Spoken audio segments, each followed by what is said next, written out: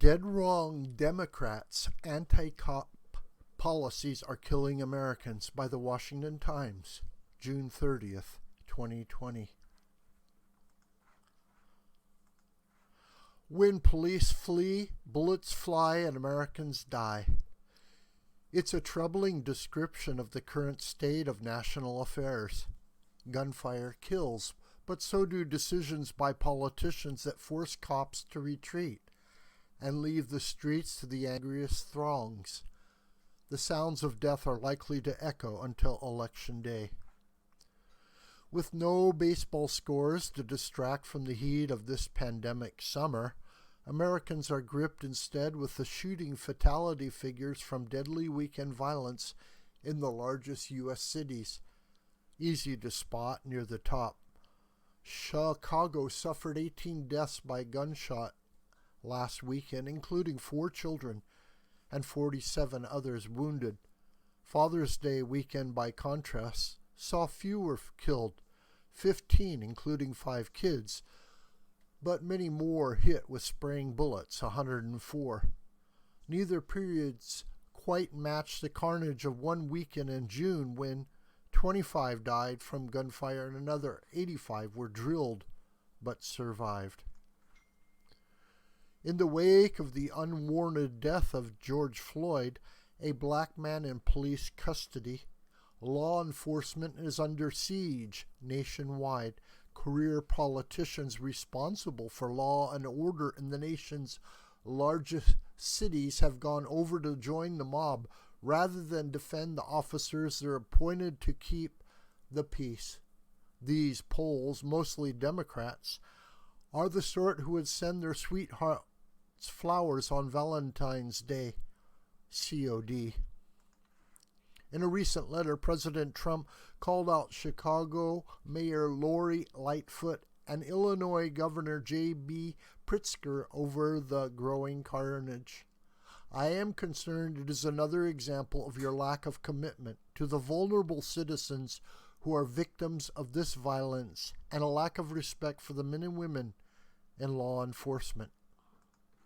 Mrs. Lightfoot retorted that the president was simply attempting to draw attention away from the failure to contain the coronavirus, which has killed more than 4,500 in the city she administers and in surrounding Cook County.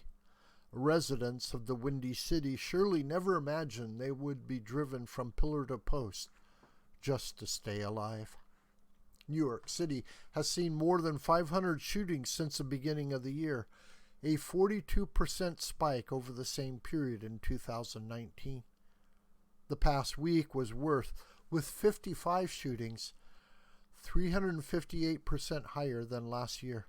Since George Floyd became the rallying cry in city after city, cops have faced relentless taunts from activists and anarchists vowing to choke off their authority and funding.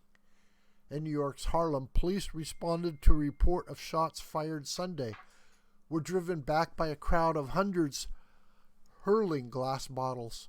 Mayor Bill de Blasio's remedy? Cut $1 billion from the police department's budget. Hawk Newsom, head of Black Lives Matter New York chapter, described his beef with the cops on a Fox News Sunday with Chris Wallace. What I'm talking about is systemic inequality. What I'm talking about is America treating crime as something that needs to be handled with policing instead of defunding the police and looking at it from the perspective that it's a health crisis.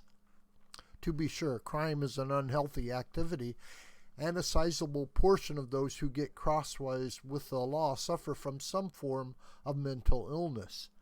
The notion of blue uniformed police replaced with white-coated doctors walking a beat armed with stethoscopes is as delusional as, say, a diagnosis claiming that a shooting victim is simply suffering from a case of lead poisoning.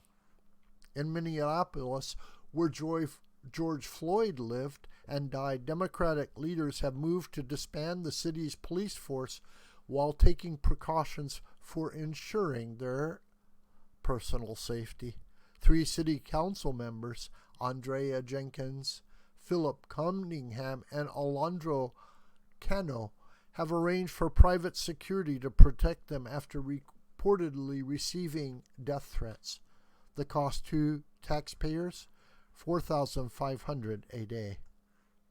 Minneapolis citizens are to lose the law enforcement system they have paid for to keep their neighborhoods safe, while their elected representatives use those tax dollars to insulate themselves from the lawlessness they have unleashed. Hypocrisy is always repulsive, but self-serving power grabs on the part of politicians claiming to serve the public ranks near the top. No wonder disillusioned Minneapolis citizens have taken to calling their elective body the City Council. Racial injustice has no place in modern America, and neither has anarchy. Democratic leaders who have allowed racial unrest to turn their cities into war zones are building a record of death that voters won't forget when they vote in November. This video is a production of the School of the White Crane. Hi, my name is John Brooker. Please subscribe to this YouTube channel, and please share this video with family and friends and on social media. May God richly bless you, my beloved.